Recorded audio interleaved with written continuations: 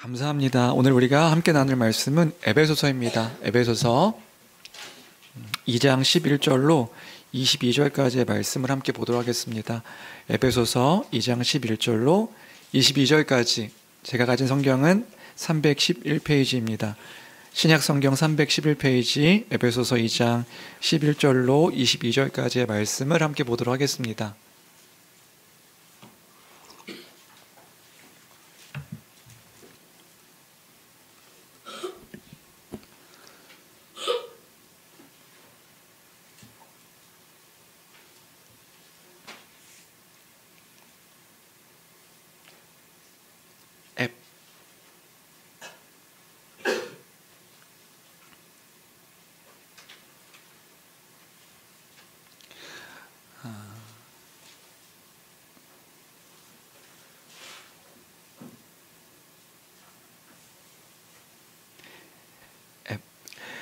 다 찾으신 줄 알고 우리 한 목소리로 함께 읽도록 하겠습니다. 에베소서 2장 11절로 22절까지 같이 함께 읽겠습니다. 함께 읽습니다. 시작.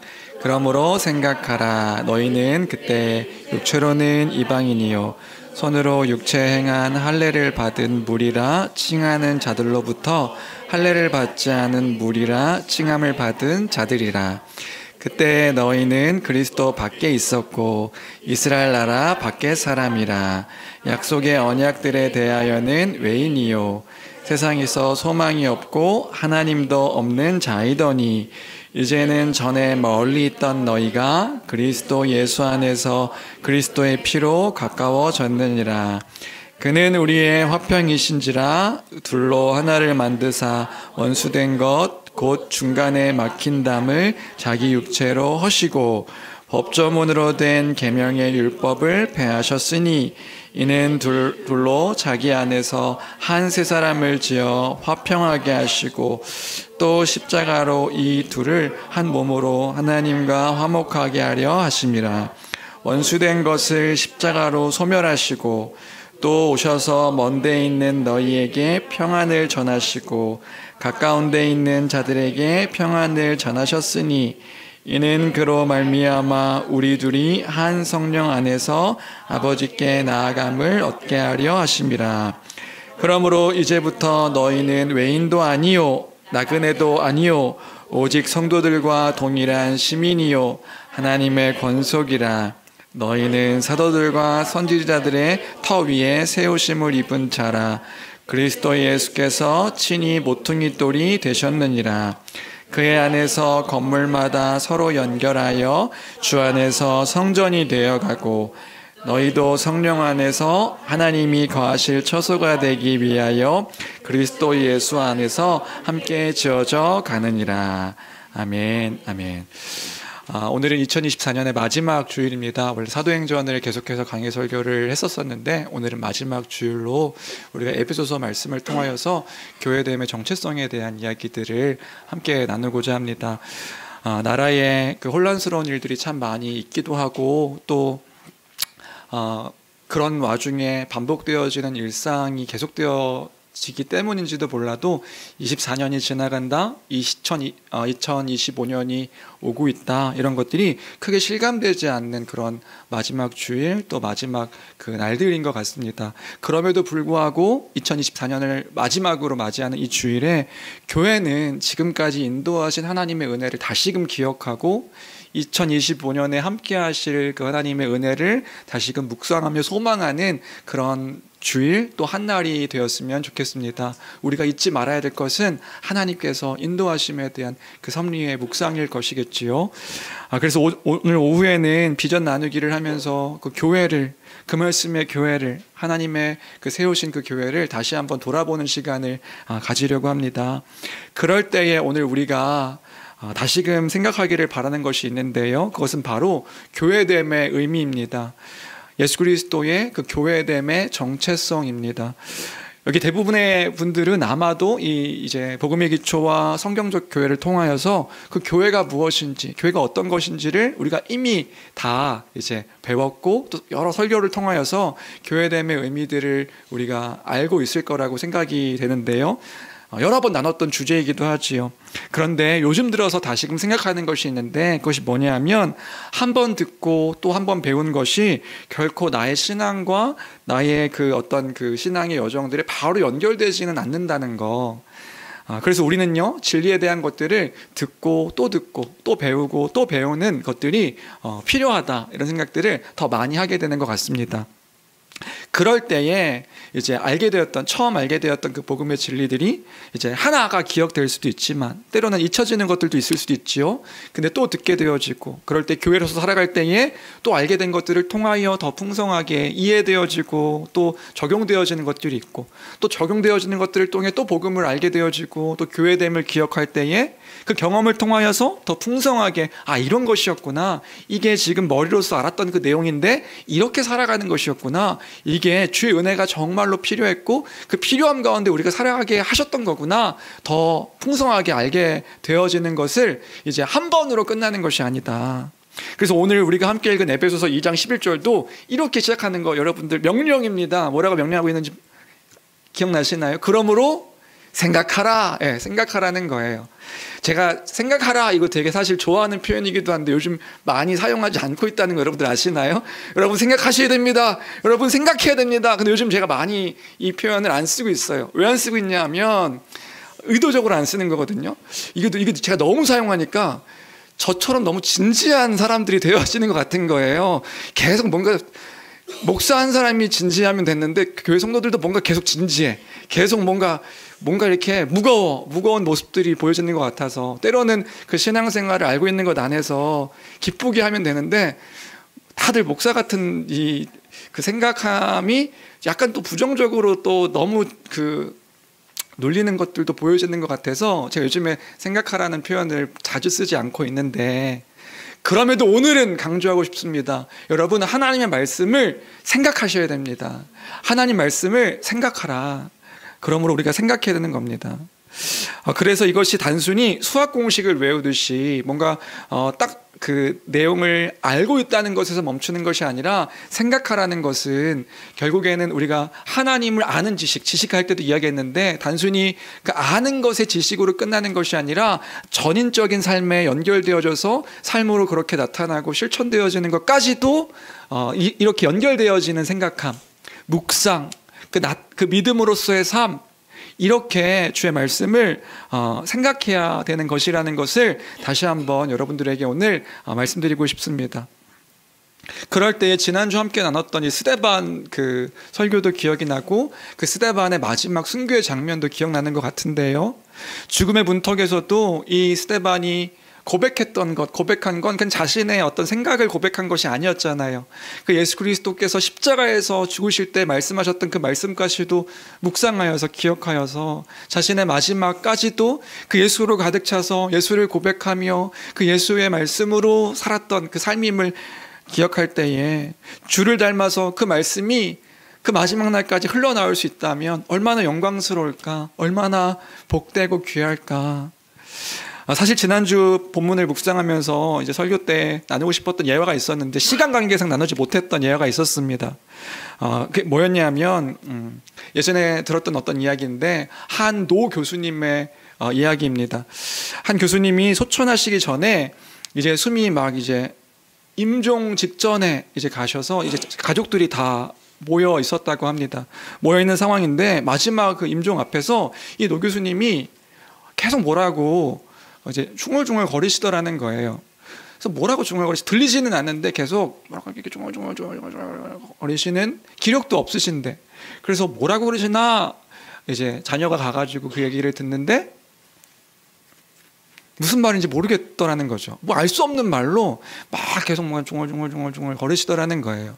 그래서 뭐라고 그러시나, 근데 스쳐 지나간 것이 이 교수님이 살아계실 때에 자주 습관처럼 이제 말씀하시던 암송하던 암송 구절이 있었는데, 그 암송 구절이 히브리어로, 교수님이시니까 히브리어로 시편 23편을 그렇게 자주 암송했던 것들이 떠올라서 다시 들어보니 이 노 교수님이 히브리어로 시편 23편을 낭송하더라는 거죠.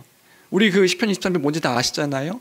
여호와는 나의 목자시니 내게 부족함이 없으리로다. 그가 나를 푸른 풀밭에 놓이시며 쉴만한 물가로 인도하시는도다. 예.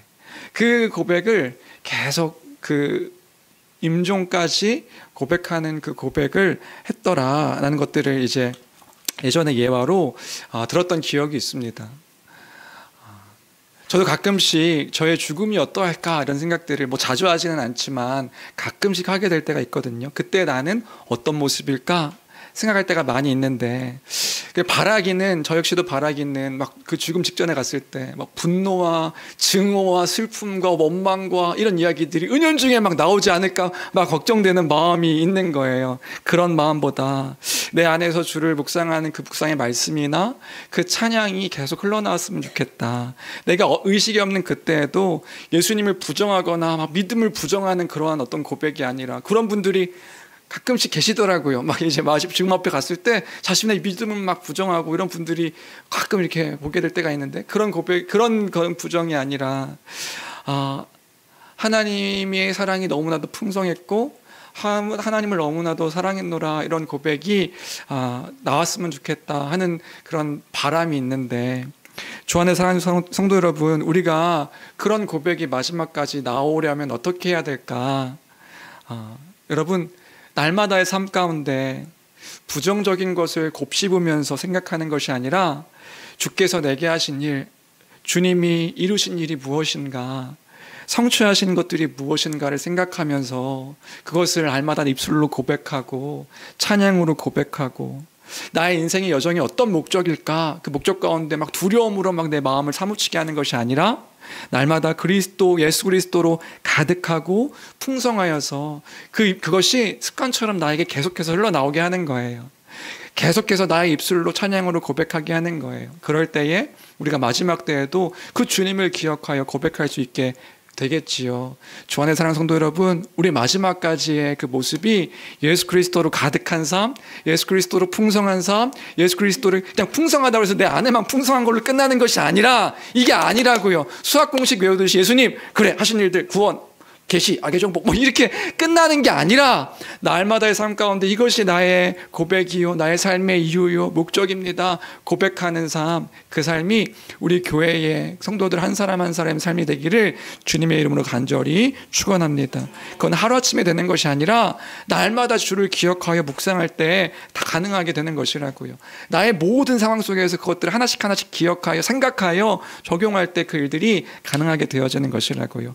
2024년도도 그랬지만 2025년도도 더 풍성한, 그 주의 은혜가 더 풍성한 한 해가 되기를 주님의 이름으로 간절히 축원합니다. 그런 교회가 될 줄로 믿습니다. 오늘은 그런 맥락 가운데서 교회의 정체성을 함께 나누려고 하는 거예요. 다시 한번 우리가 생각하는 거죠. 잊지 않는 거죠.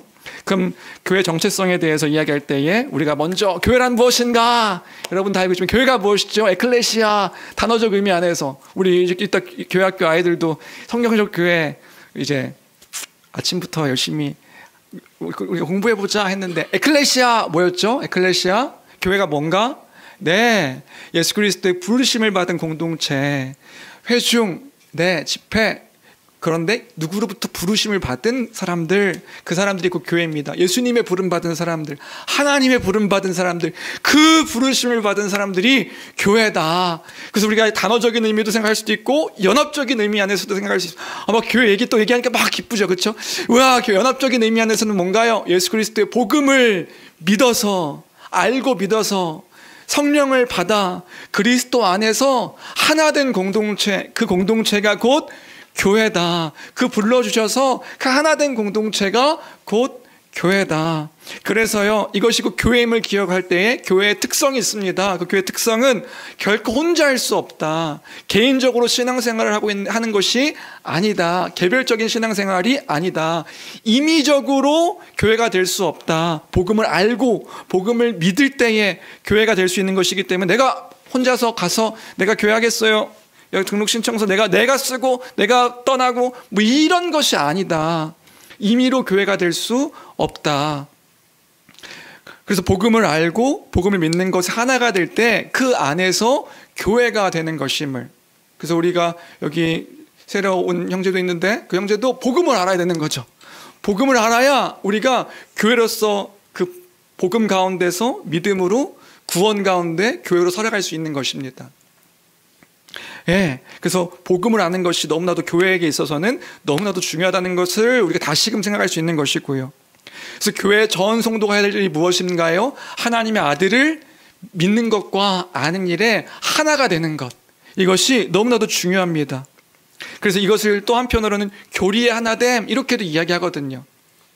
그리스도 안에서 하나됨은 결국에는 이 그리스도 안에서 하나 될 수 있는 건 교회가 교리로서 하나가 될 때, 그 복음 안에서 하나가 될 때 교회가 되어질 수 있는 것입니다. 이런 맥락에서 저는 마틴 로이드 존스 목사님께서 말씀하셨던 그 교회의 연합에 대한 것들을 잊을 수가 없는데요. 마틴 로이드 존스 목사님께서 교회를 이야기할 때 이렇게 말씀하셨어요. 교회 연합을 이야기할 때요. 교회 연합은 어떻게 연합되어질 수 있는가? 물론 예수 그리스도 안에서 교회가 하나 되어지는 것이지요. 그런데 예수 그리스도의 안에서의 하나됨은 결코 교리의 하나됨과 분리될 수가 없다는 거예요. 교회가 어떻게 하나가 될 수 있는가? 예수 그리스도 안에서 어떻게 하나가 될 수 있는가 할 때에 단순히 그냥 우리가 하나가 됩시다 이렇게 돼서 될 수 있는 게 아니라 예수 그리스도의 그 복음을 체계적으로 정리해 놓은 게 교리죠. 그 교리 안에서 하나가 되는 것. 결국에 교회가 믿는 것이 다르다면 어떻게 되는 거겠어요? 믿는 것이 다르다고 한다면 참된 교회가 될 수 없는 거라고요. 왜냐하면 서로가 다른 생각, 다른 기준, 다른 가치. 나도 예수님 믿어요. 내가 믿는 예수님, 저 사람이 믿는 예수님 달라. 그럼 안 되는 거예요. 달라? 다르면 안 돼요. 그럼 하나가 될 수 없는 거란 말이지요. 그렇지 않겠어요? 하나라고 얘기하면서 서로 다른 생각, 내 생각, 자기 생각이 너무나도 크고 다른 기준, 다른 가치로 살아간다면 얼마나 혼란스러움이 생길 수 있겠습니까? 그래서 우리가 기억해야 되는 것은 내 생각이 아니라고요. 내 기준이 아니라고요. 주님이 기준이고요. 주의 복음이 기준이고요. 주의 말씀이 교회가 함께 삼아야 되는 그 진리요, 그 복음이 우리의 기준인 것이다. 그래서 이 기준과 같이 삶의 목적이 그 복음이 되는 것. 그래서 명백한 복음을 알고 믿는 것은 너무나 또 귀하고 중요하게 우리가 여겨야 되는 가치다. 이 사실을 기억하여 이것이 교회구나.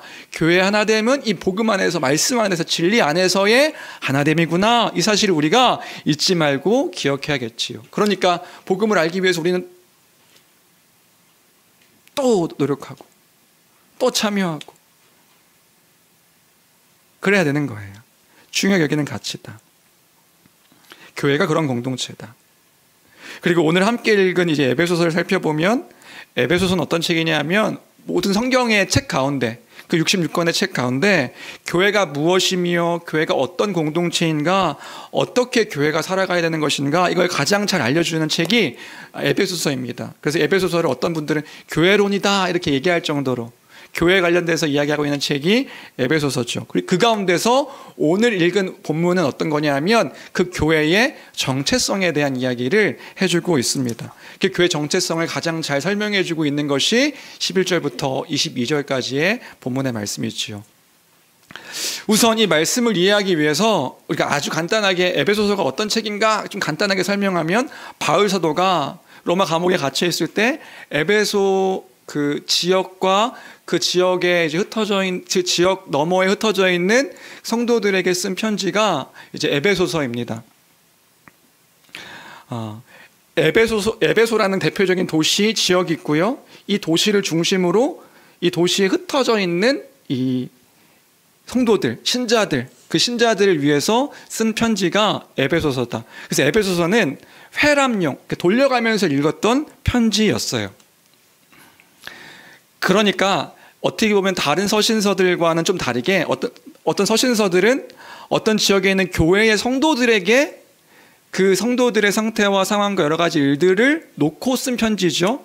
근데 에베소서는 그것과는 좀 다르게 신분이 있었던 사람들에게 썼다기보다 에베소라는 그 성의 교회와 이 교회를 통하여서 이 흩어져 있는 성도들이 있을 거란 말이에요. 이 새신자들에게 그 교회가 뭐냐, 지금 이 교회가 어떤 공동체냐, 특별히 이방인들로 구성되어 있는 신자들, 이 신자들에게 교회라는 것이 무엇인지를 설명해 주기 위해서 쓴 편지가 에베소서다. 교회로서 어떻게 살아가는 것인가 보여주기 위해 쓴 편지가 에베소서다. 그러니까 에베소 교회 성도들에게만 읽히도록 쓴 편지가 아니라 이 교회를 잘 모르고 있는 신자들, 새 신자들, 그 신자들에게도 이제 읽히도록 쓴 편지가 에베소서인 거예요. 그래서 에베소서 특징은 인사가 없습니다. 뭐 사랑하는 어떤 내가 사도고, 보통 그 바울 사도의 편지에 내가 얼마나 너희들을 향해 생각하는지 이런 그 글들이 있는데 에베소서에는 그런 표현들이 없는 거예요. 왜냐하면 이게 회람용으로 이 교회가 무엇인지를 알려주기 위해서 그 이방인 신자들에게 쓴 편지가 에베소서니까요. 너희가 어떤 공동체인데, 너희가 누군데, 어떤 존재들인데 이것들을 알려주기 위해 쓴 편지가 에베소서다. 어떤 충만한 은혜와 복 가운데 있는 자인가 너희 기억하라, 생각하라고 알려주고 있는 것이 오늘 본문일 때에, 먼저 11절 말씀입니다. 우리 함께 읽어볼까요? 11절 함께 읽겠습니다. 시작. 그러므로 생각하라. 너희는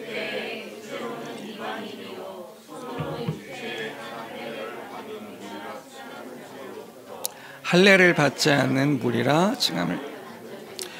생각하라. 뭘 생각하라는 거예요? 그때에, 너희는 그때가 언젠데요? 예수 그리스도의 복음을 알지 못하고 하나님의 백성으로서 하나님 나라와 전혀 상관없던 그때를 얘기하는 거죠. 그때는 어떤 존재들이었는데요? 육체로는 이방인이고 손으로 육체에 행한 할례를 받은 무리라 칭하는 자들, 결국 유대인이죠. 그 유대인들에게는 할례를 받지 않은 무리라 이렇게 칭함을 받던, 무시당하던 너였다는 거예요. 여러분, 이 할례를 받지 못한 이 표현을 생각할 때에, 예전에 다윗이 골리앗 그 블레셋과 싸울 때에 할례도 받지 못한 이방인들이 하나님의 군대를 모욕한다 이렇게 하면서 이제 다윗이 그들을 이제 표현했던 표현이 있거든요. 그러니까 그 유대인들에게 할례를 받지 못한 이방인들, 저것들은 할례도 하나님과 아무 상관없는 자들이야, 이렇게 표현하는 표현이었단 말이에요. 서로 유대인과 이방인은 갈등 상태에 있었던 사람들인 거죠. 그런 자들이었다. 너희는 상관없던 자들이었다. 이게 11절이고요. 12절도 같이 함께 읽어볼까요? 12절 함께 읽겠습니다. 시작. 그때 너희는 그리스도 밖에 있었고 이스라엘 나라 밖의 사람이라. 세상에서 소망이 없고. 그때는 언젠가요? 이때도 하나님을 알지 못했던, 그리스도를 알지 못했던 그때예요. 복음의 내용들을 알지도 못했고 믿지 않았던 그때에 너희는 어떤 존재들이었는가? 그리스도 밖에 있었고 이스라엘 나라 밖의 사람이라.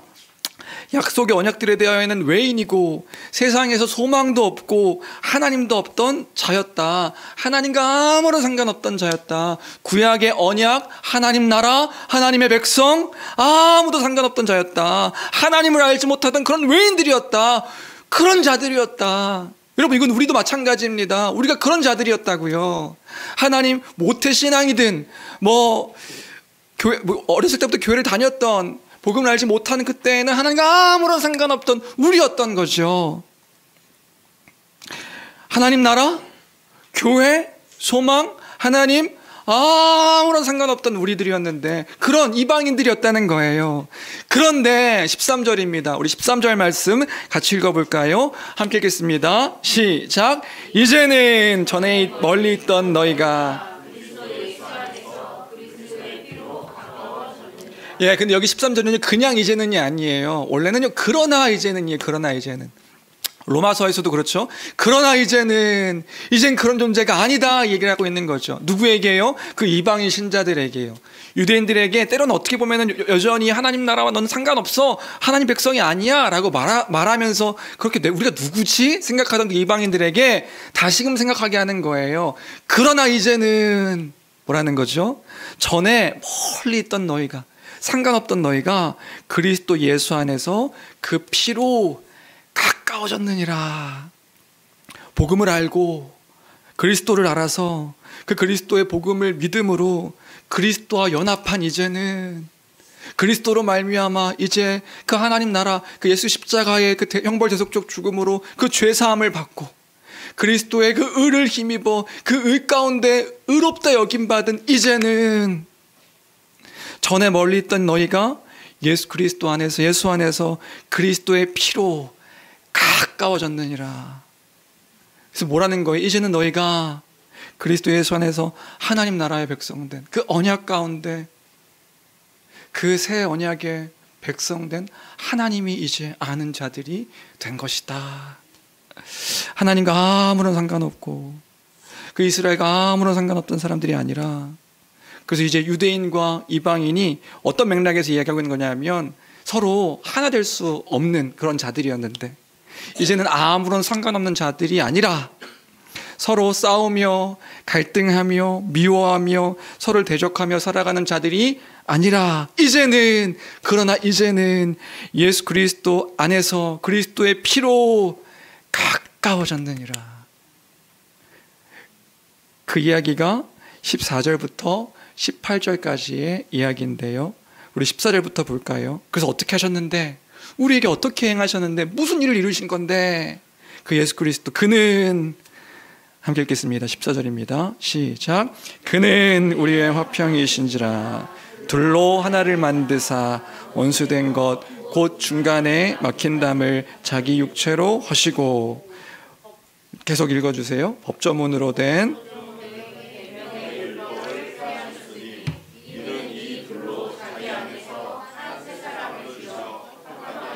네, 15절까지만요. 그래서 뭐라는 거예요? 그는 그래서 우리의 화평이시다.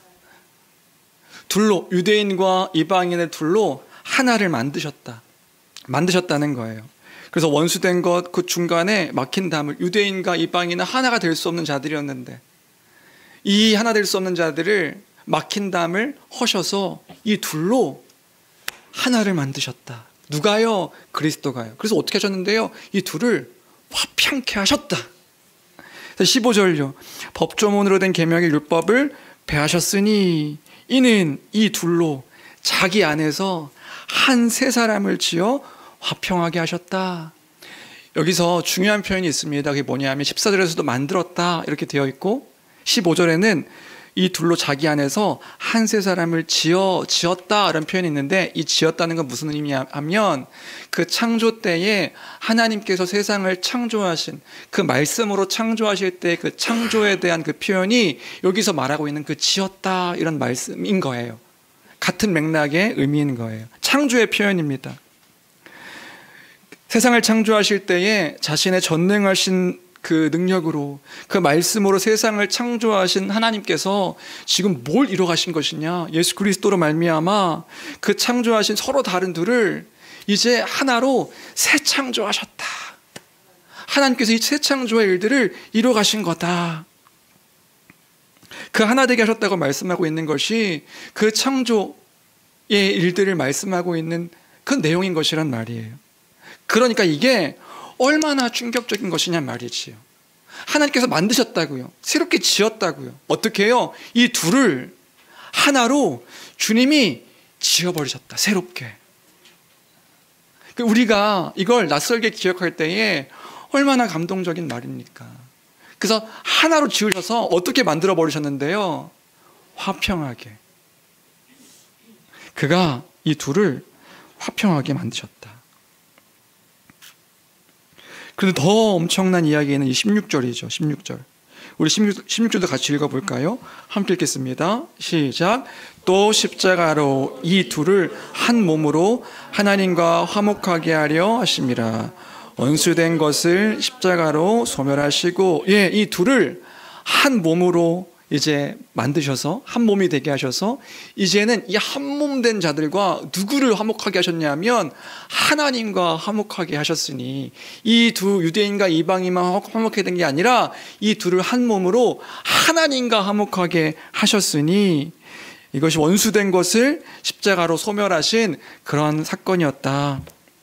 정리하면 이런 거죠.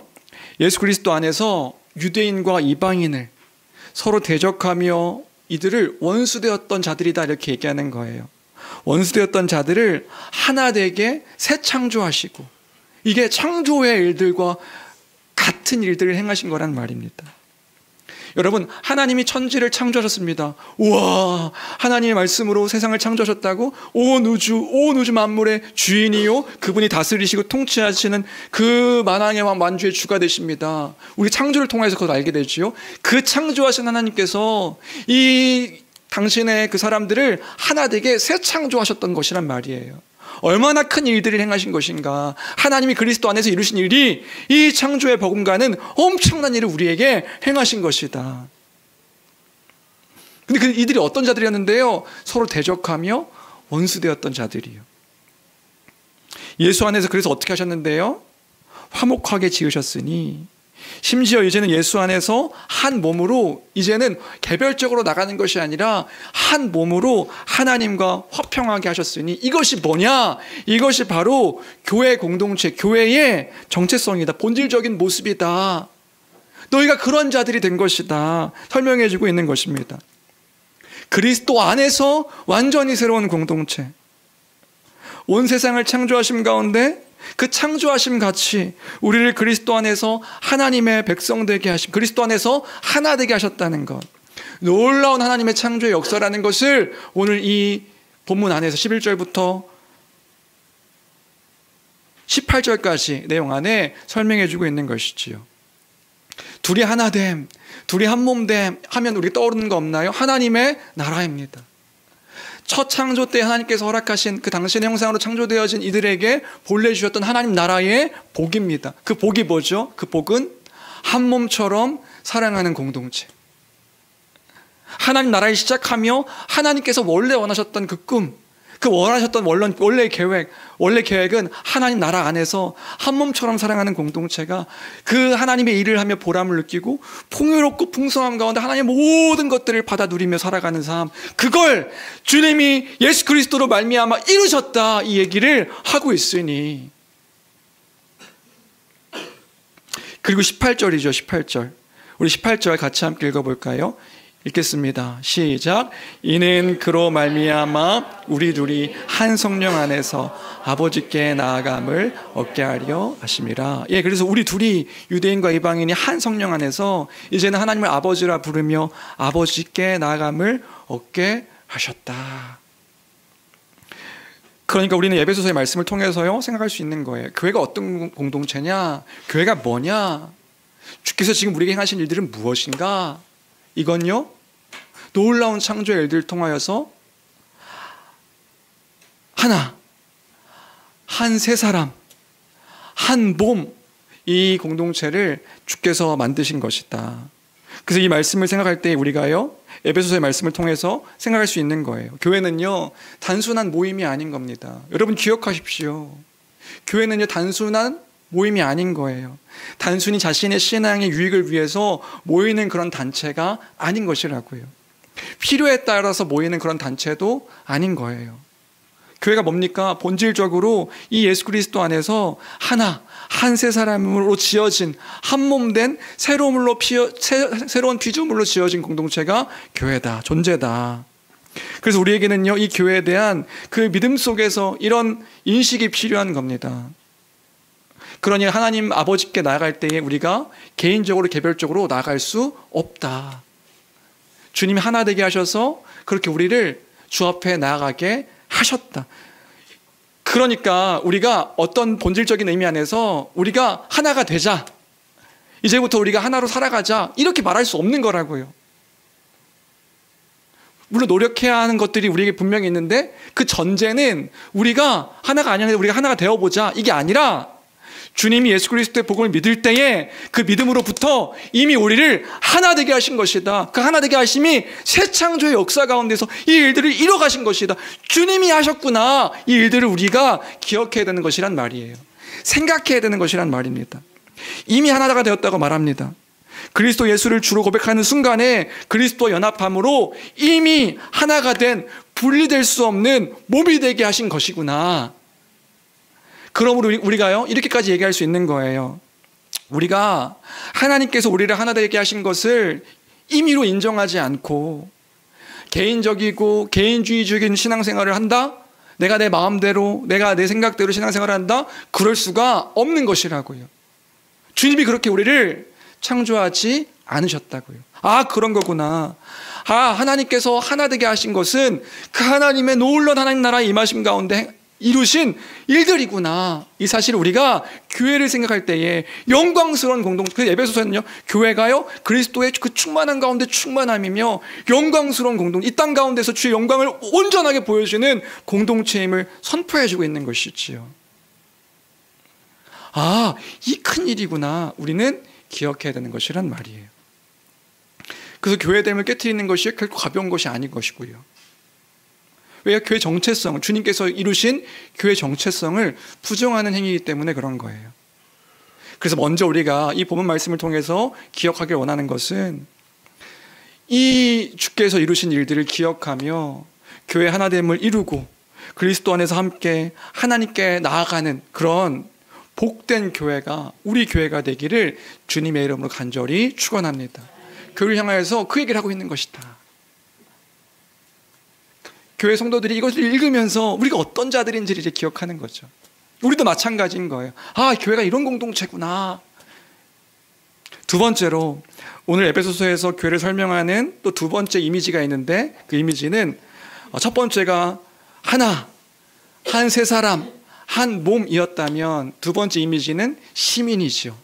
백성, 하나님 나라의 백성 이미지입니다. 우리 19절 읽어볼까요? 19절 함께 읽겠습니다. 시작. 그러므로 이제부터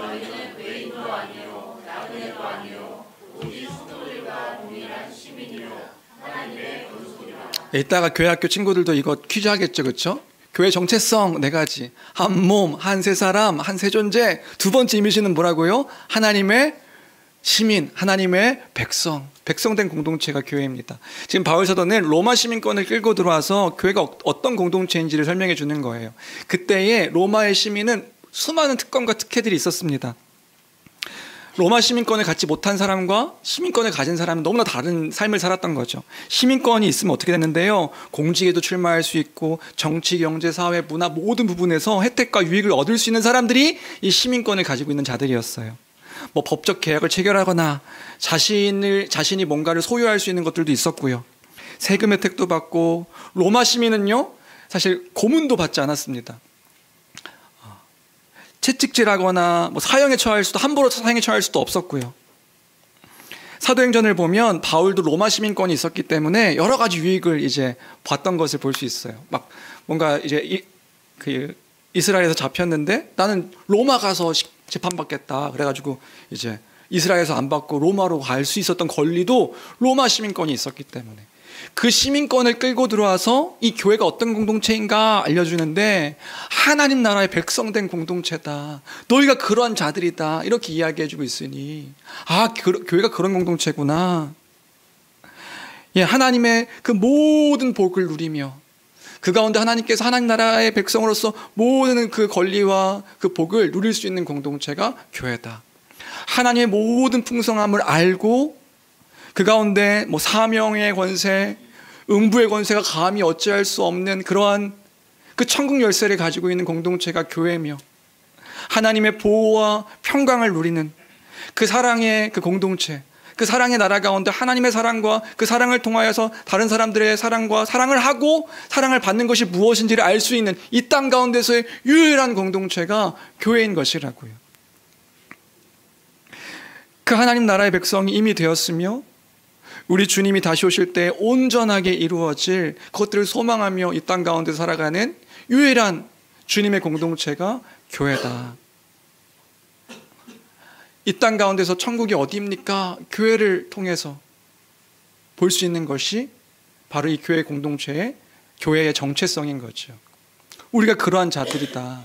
이 사실을 또한 우리가 잊지 말아야겠습니다. 그게 두 번째의 정체성의 이미지였고요. 세 번째로 교회는 어떤 공동체냐? 교회는요 하나님의 가족입니다.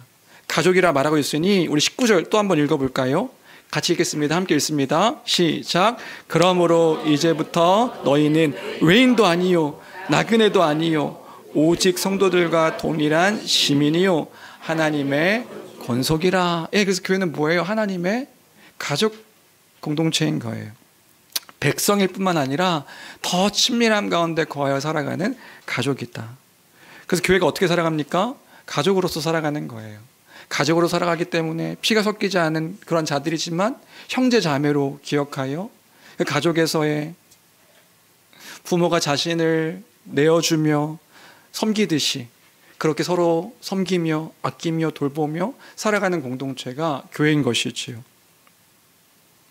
그러니까 진짜 교회가 되는 것이 너무 중요하고요.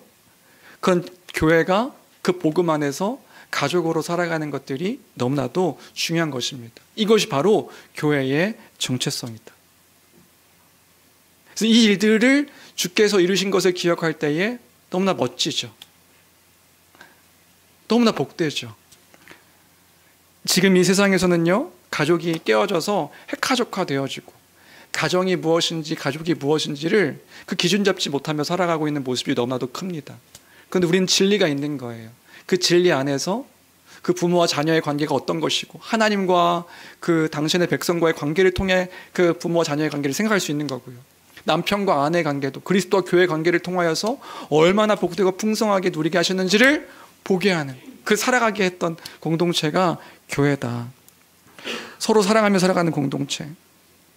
사랑하며 살아갈 때 우리가 주의 말씀에 순종하면 성경에서의 참된 가족됨이 이 지금 교회 안에서도 가정 가운데서도 이루어지고 나타나게 되어지는 것입니다. 그것이 바로 교회의 세 번째 정체성인 거예요. 아, 교회가 가족되게 하신 거구나. 그래서 서로 사랑하며 살아가는 그런 공동체로 우리를 부르신 것이구나. 이게 세 번째 교회의 정체성입니다. 그리고 마지막 교회의 이미지를 통해 마지막으로 설명해 준 정체성은 성전이지요. 20절부터 22절까지인데 교회는 하나님이 거하시는 성전으로 비유되는 것을 볼 수 있는데요. 20절부터 22절까지 같이 함께 읽겠습니다. 함께 읽습니다. 시작. 너희는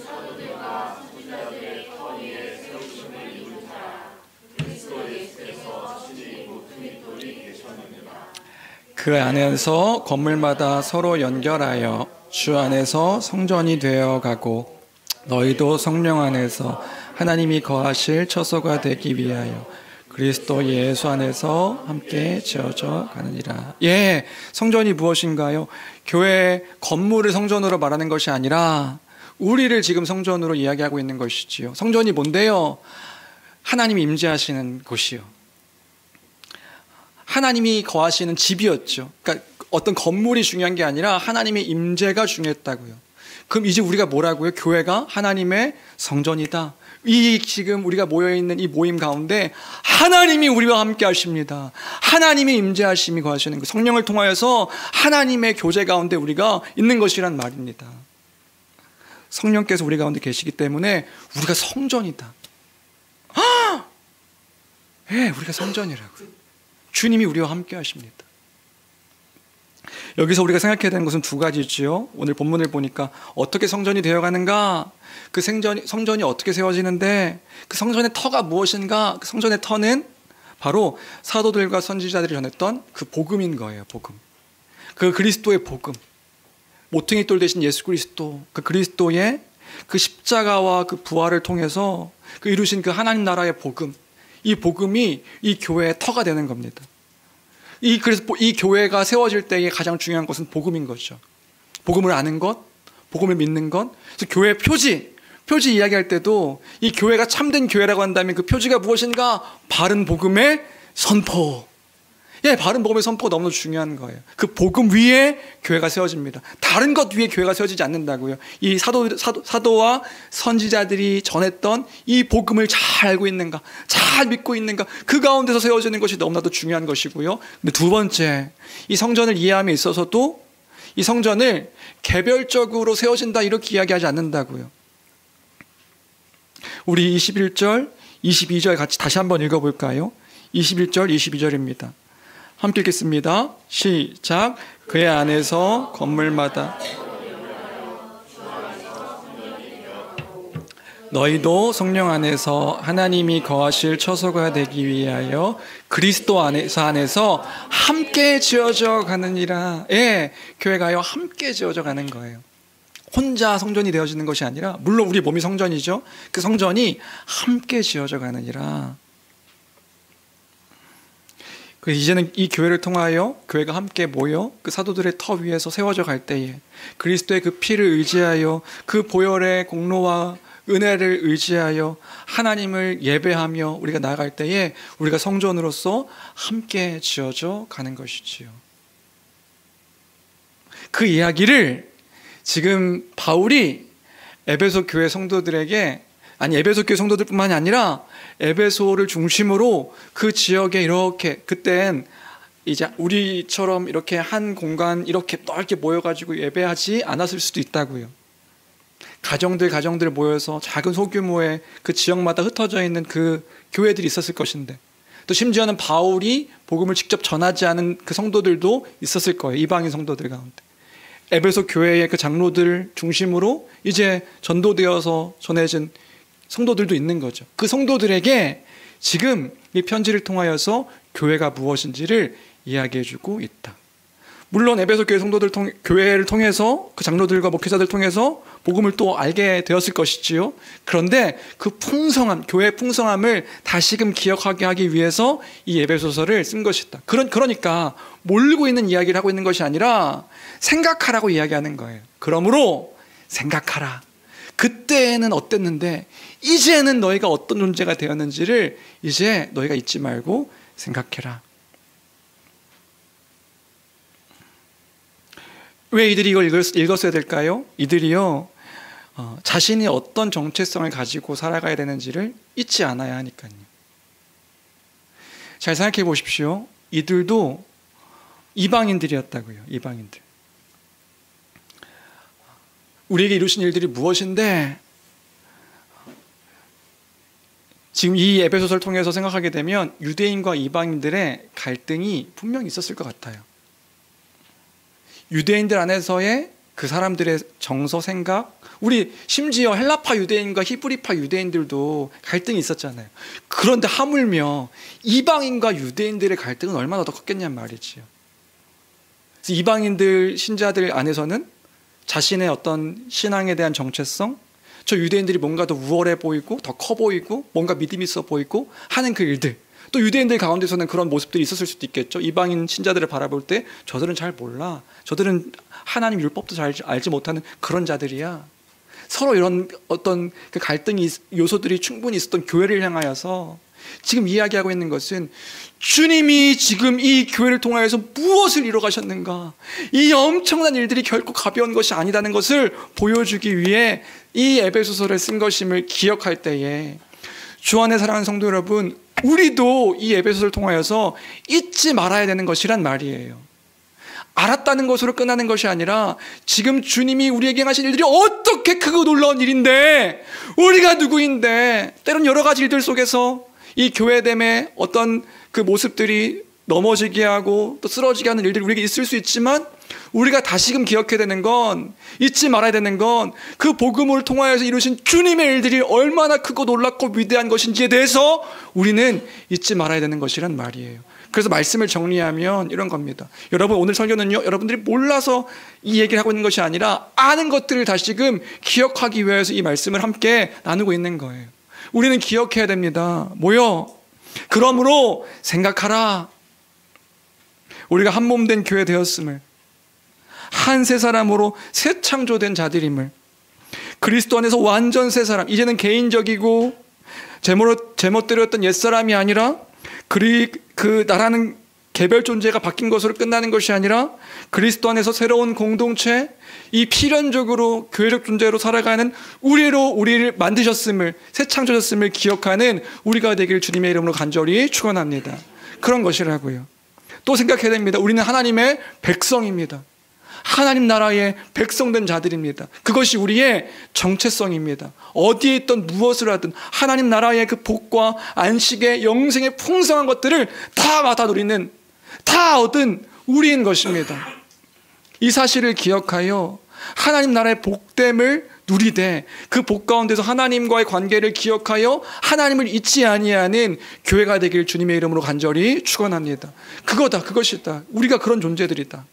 우리는 하나님의 가족입니다. 그래서 우리는 하나님의 그 가족됨을 기억하여, 어떤 이들은 하늘 가족 이렇게도 이야기하더라고요. 네, 그런 겁니다. 주의 말씀에 순종하여 그 뜻 가운데서 다른 지체들을 사랑하고 섬기며 돌보는 그 일들이 우리가 이 땅 가운데 살아갈 때의 가족됨이 기준이 아니라 하나님이 우리를 가족되게 하심이 기준인 거예요. 그러면 어떻게 살아가야 되는지를 복음을 알고 말씀 가운데 거하여 그것 기준 삼아 우리가 살아가야 되는 것이지요. 말하고 행동하고 태도하는 모든 것들이 주의 말씀을 따라 사랑하는 형제요 자매요 어린아이로부터 어른에 이르기까지 그런 한 가족으로 한 가족임을 기억하며 섬기며 사랑하는 우리 교회가 되길 주님의 이름으로 간절히 축원합니다. 교회는 성전입니다. 하나님이 임재하시는 곳입니다. 그 하나님의 임재를 기억할 때에 우리가 어떻게 소홀히 여기며 가볍게 여길 수 있는 것이란 말이에요. 하나님이 우리와 함께 하신다고요. 하나님이 우리와 함께 하심을 기억할 때에 함께 지어져 가는구나. 나만 혼자서 지어져 가는 것도 아니고 내가 내 뜻대로 지어지는 것도 아니라 사도들과 선지자들의 터 위에서 교회가 세워지는데 함께 지어져 가는 공동체구나. 그래서 함께 지어질 때에 함께 응원하는 거죠. 똑같은 내가 되는 것이 아니라 주께서 세우시는 그 성전을 따라서 함께 지어져 가는 공동체인 것이다. 그런 교회임을 잊지 아니하여 함께 그 신앙의 여정들, 하나님의 임재하심을 잊지 아니하는 그런 교회가 되기를 주님의 이름으로 간절히 축원합니다. 오늘 이 2024년도 마지막 설교, 우리가 교회에 대한 이따가 비전 나누기도 할 것이어서 교회에 대한 것들을 다시금 기억하는 것으로 마지막 이 본문을 이야기 나눴습니다. 또 나누고 또 나누고 또 기억하고 또 기억하고, 아, 교회가 이런 것이군, 이런 것이었지, 이런 것이었지. 우리는요 잊지 말아야 됩니다. 지난번에 이제 간사 수련회를 가서 생각하고 또 기억하게 된 거, 저 역시도 또 다시금 이제 생각하게 됐던 한 일들이 있었는데, 그게 뭐였냐면, 이제 간사 수련회를 하는데, 제가 속한 단체에 간사 수련회를 하는데 그 단체에 비전 나누기 시간이 있는 거예요. 뭐 수요일 성경 강좌 때는 얘기했던 것 같은데, 비전 나누기 시간이 있는데 이 비전 나누기를 매 수련회 때마다 계속하는 거예요. 이 비전 나누기 왜 또 하지? 그런 생각을 했어요. 근데 어떤 분이, 이제 저는 이제 이 단체에 속한 지 얼마 안 돼서 몇 번 안 들었죠. 근데 어떤 분이 푸념처럼 이렇게 말씀하시는 거죠.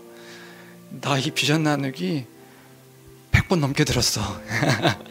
100번 넘게 들었다는 거예요. 전 몇 번 들어도, 아, 이거 또 이 비전을 왜 또 나누는가? 이 단체의 비전을 왜 또 나누는가? 나 이게 100번 넘게 들었어. 근데 그 뒷말이 이제 의미가 있는 거죠. 아, 100번 넘게 들었어. 그런데 이 100번 넘게 들어도 다시금 우리가 어떤 사역을 하고 있는 건지 다시금 생각하게 돼. 이런 얘기를 듣고 제가 딱, 한 대 맞게 되었어요. 그치. 그때에 알게 되었던 것들이 이제 하나였다면, 이제 하나를 통하여서 또 함께 비전을 나눌 때에, 이것들을 통해 다시금, 이런 것들을 우리가 추구하는 거였지, 생각할 수 있게 되는 것이구나. 그래서 이게 한 번 듣는, 비전 나누기 했으니까 다 안 것으로 끝나는 것이 아니라, 이게 또 들었을 때 또 이것들을 기억하게 되고, 또 일들을 겪었을 때에 이 비전을 통하여서 다시금 내가 뭘 하는지를 깨닫게 되고, 그렇다고 한다면 이 복음을 알고 있는 것도 마찬가지고 교회로 살아가는 것도 같은 것이겠다. 우리가요 잊을 수 있단 말입니다. 때로는 이것들을 놓칠 수 있단 말이에요. 십자가의 은혜와 사랑도 그렇죠. 그러니까 우리가 날마다 생각해야 되는 거예요. 주님께서 무엇을 하셨는가? 우리에게 하신 일들은 무엇인가?